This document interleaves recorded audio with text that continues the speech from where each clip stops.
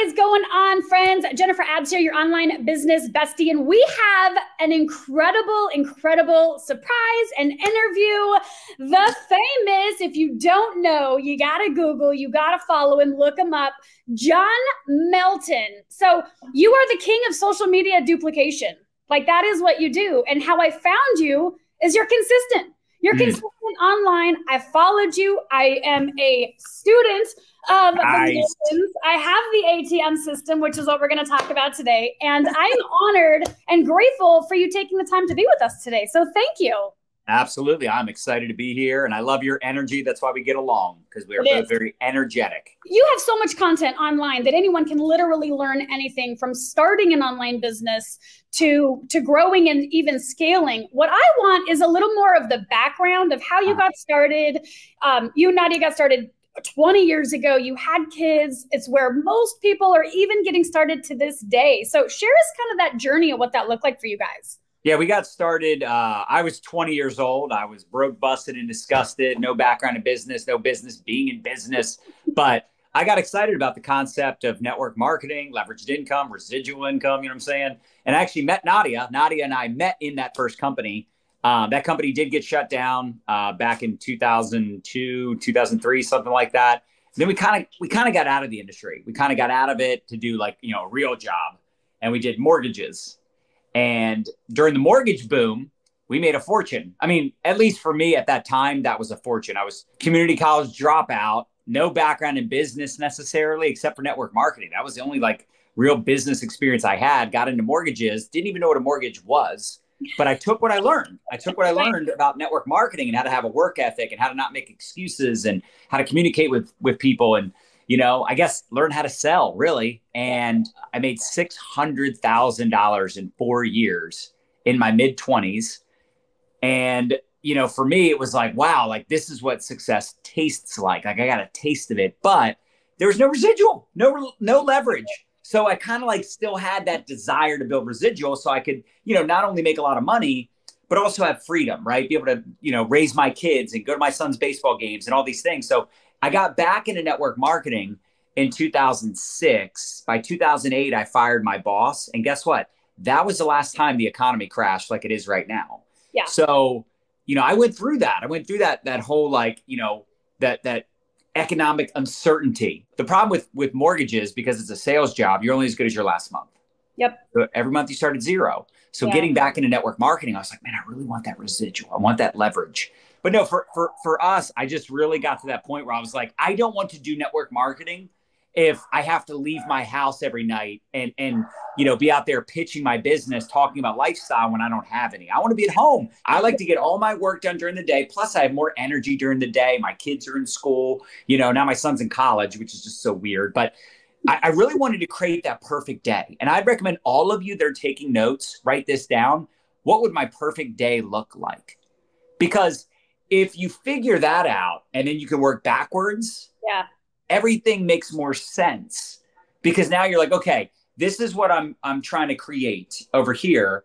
And I can work backwards to figure out what it needs to look like, not just financially, but from a time standpoint. That's why, for us, it's hard sometimes because we get a lot of opportunities to go speak here, do this launch, be a part of this, write a book, do that.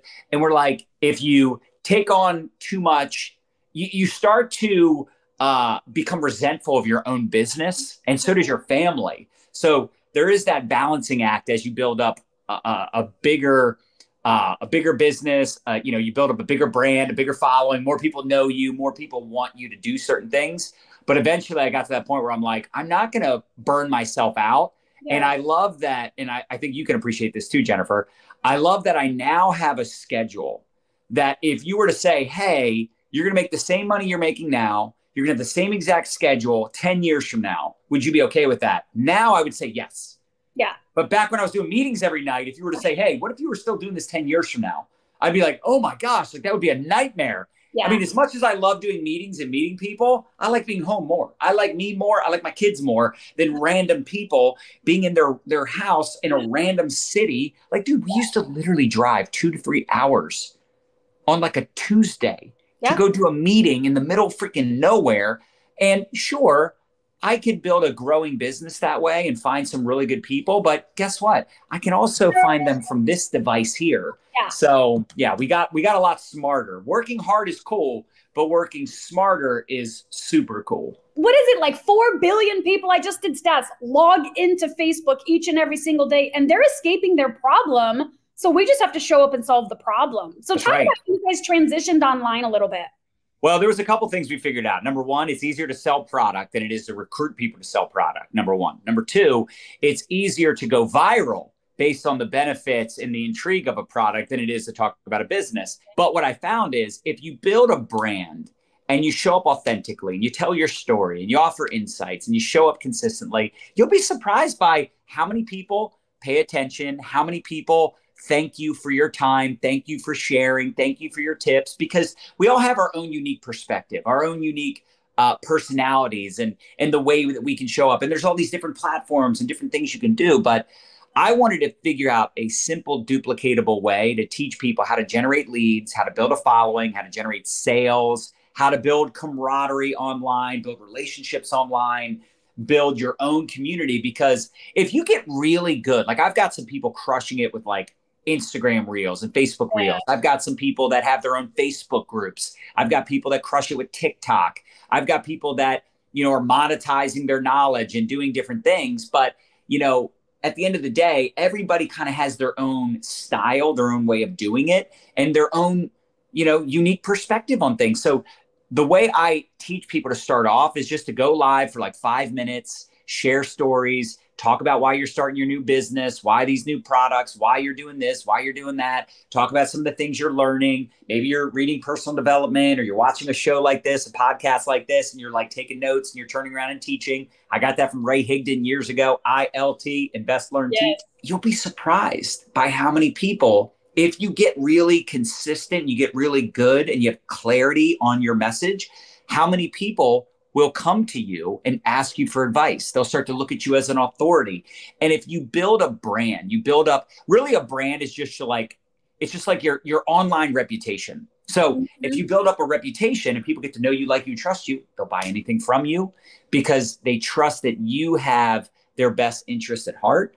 And that's why I think we've done so well. And here's the funny thing, people say it doesn't duplicate. The first person I signed up in my current business is still with me today. Yeah. I've got people who have been with me 3, 4, 5, 6, 7, 8 years. They're not here because they just like me and they just like Nadya. They do, but they're here because they're making money. They're duplicating. They have retention and they're not doing Zooms and 3-ways and home parties and all that nonsense that, by the way, if people are watching this, they're like, hey, I do that stuff. That's fine. Listen, I'm not trying to knock you, but you have to admit it is time consuming. Yeah. It's time consuming. Like what we created with ATM, right? ATM, right? Yeah. Instead of inviting someone to a webinar, a PBR, private business reception, a one-on-one presentation in person or online or whatever, we add them into a group and we tag them in a video. So we add, we tag, we message. The message is, hey, Sam, I just added you to these 2 groups. One's all about the products. One's all about the opportunity. Once you're in, let me know. Once you accept the invite, let me know. I'll tag you in the information based on what they're interested in, right? Someone wants to make money. They're going to want to watch the money-making video versus the, fat loss video product, right? Maybe they want to know both. So there's different videos you tag them in. But the point is, what I love about that is I've had people, just being honest, they watch the video. They're like, this is not for me. This is one of those MLM things. Great. I didn't waste any of my time. Totally. I only talked to them on Messenger, add them to a group, tag them in a video, and they're like, oh, no. And they block me. I'm like, good riddance. Now, I'll be honest, that doesn't happen very often. But if it does happen, right, you're like, okay, I didn't waste a moment of my time. Versus back in the day, I'd be driving 45 minutes to go meet with this person. I do the whole pitch, build all this rapport. And then they walk out of the restaurant or the Starbucks or the whatever, and I never see them again. Yeah. That sucks, right? So for me, it's just more efficient. And quite honestly, it's more effective because, and I know a lot of people don't build this way in 2023, but back in the day, like I could only build my business in my local market. Right. I could build with people that were like within driving distance. Think about that. Now I've got massive teams. You know where most of my momentum is right now? Where the most rank advancing is happening? It's in the UK.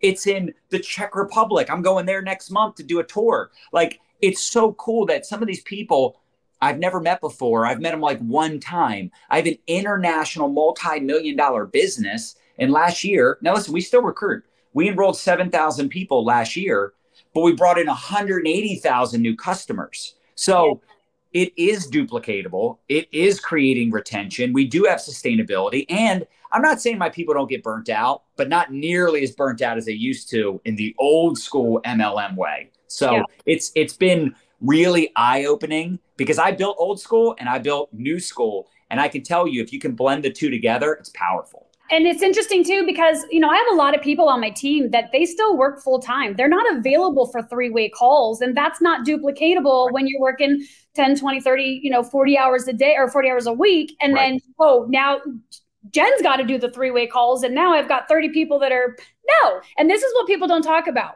until they're on the stage and they've already made it. There is real struggle in marriages and children and the conversation with network marketing because of the expectation. Yes. I can't tell you, and probably you as well, how many people I'll have in Messenger and they're like, oh, I've been with my company for 5 years. I'm like, oh, you must have 10, 20, 30, 40. Oh, no, I don't have any. Oh, and people like that, it's like, are you selling the products at least? Like, no, I'm trying to build a team. It's like, you have nobody on your team and you're trying to build a team 5 years. I mean, clearly something's wrong with that because that person at this point has such a mental block. They have no confidence. Like anybody decent is going to ask a couple questions. Well, how big's your team? Like, what are you making? Oh, nothing. Yeah. Still chasing it. Still chasing the dream. Like, wait, 5 years, you've made nothing. So the difference is if you can teach people how to sell, I got people on my team that literally earn a 6-figure income just from their sales, not counting their team, just their personal freaking customer base. That is mind-boggling. And every company should have that opportunity. 85% of our revenue comes from customers. And it's what I think every network marketer, every home business owner, that should be their goal. Their goal should be to like, okay, I'm going to recruit, but we're going to recruit and teach people how to sell and recruit. So you can lead with the product, which is what a lot of my people do, and then offer the opportunity. But there's some people, I got people on my team, they just treat it like affiliate marketing on steroids. They don't want to build a team. They don't like recruiting. They don't like leverage. They just like promoting product. And you know what? I think that's awesome. Well, and it's nice because people can leverage the word affiliate marketing. And I know you guys use social retail, but it's like network marketing is not what it was back when it got started, because you can literally do videos on the result. Because I've seen all the videos on weight loss and here's the link and you wake up and you're 10 grand, I've seen your team. I know what they're making off of viral TikToks because of the result of the product. Yes. And in my experience, most people that don't want to recruit, they come from, I call it network marketing PTSD, right? There's no systems in place. They're afraid if they don't have, and I still suffer with this. Like if my team doesn't have any results, then I'm a bad recruiter. It's like, no, I just haven't decided to get the results, right? Well, and that's one of the reasons why I follow you, because I have seen things happen and I want to follow someone that's been through the trenches so that you're like, hey, you need to look out because there is a trench in front of you. Hypothetically, here's how we navigate it. Here's how we maneuver, or you're going through blind. You don't know what's happening and you're not a business owner because you're going through so blindly. Yeah. And it really is interesting because you're a business owner, but you almost have to treat it like a job in the beginning, right? Where you have like set hours of operation. So, like, okay, because, it's funny, like I'm my own boss. I own my own business. And it's like, you can take the rest of the day off. Like, no, dude, you talk to like 3 people, So it is so funny because, you think about like waiting tables, bartending. Like I waited tables, I never bartended, but you have to like show up at a certain time. Yes. You have to stay until all the work is done, the side work, all that stuff. And it sucks. And that's to make like hardly any money. At least when I waited tables, it was hardly any money. Now they get paid a little more than maybe they used to, but still with inflation, it's probably about the same. Oh yeah. But the bottom line is you will show up to some crappy part-time job or drive Uber because you need to make money. But then you start your own business and you kind of like, hey, I spent an hour scrolling on Facebook. Man, that was exhausting. Like, no, dude, that's not actually working your business. That's scrolling Facebook. There's income producing activities. And if you don't do them, your needle doesn't move forward. And in the beginning, it's the only thing you have to do.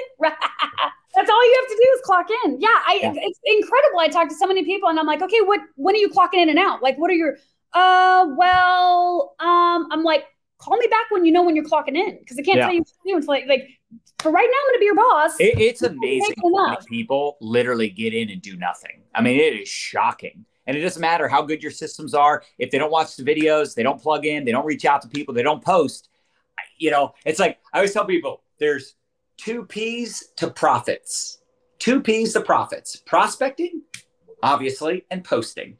You got to do both. Now, you don't need to do both technically, but if you only do one or the other, you're just missing out on a huge opportunity. So it's preferable to do both prospecting and posting. That's what leads to profits. Because when you're prospecting, you're planting seeds. When you're posting, you're watering those seeds, and vice versa. Sometimes you're planting seeds through your posting, through your videos, through your marketing. And then you're watering those seeds by nurturing a relationship and staying in touch and not having commission breath. And you know, the longer I've done this, the more I've realized you have to have an abundant mentality. And that's why I put out so much training, so much free content, because you will attract people to you in one way or another that either want to buy your products, they want to sell your products, they want to join your team, they want your leadership, they want your mentorship, they'll buy your course, they'll promote your stuff because you bring value, instead of being like, oh, I'm only going to help people that are like in my downline, or I'm only going to help people if they're making me money. It's such a scarcity way to look at things. Like even within our company, and I'm sure inside your company too, right? Like there's other teams that like, they learn from each other. They learn from other leaders inside the organization. And that's powerful. The person you recruited might not be as committed as you, right? They might not be as hungry as you, but it's nice to know like, oh, there's a sideline sister over here. Or there's other people that I can relate to. And like, yeah, I'm not on their team, but they still help me out. And I think that's really important,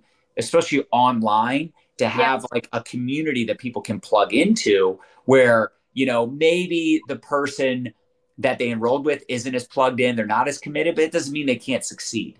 You know, that doesn't mean they can't still have success, because there's plenty of other people they can follow and learn from.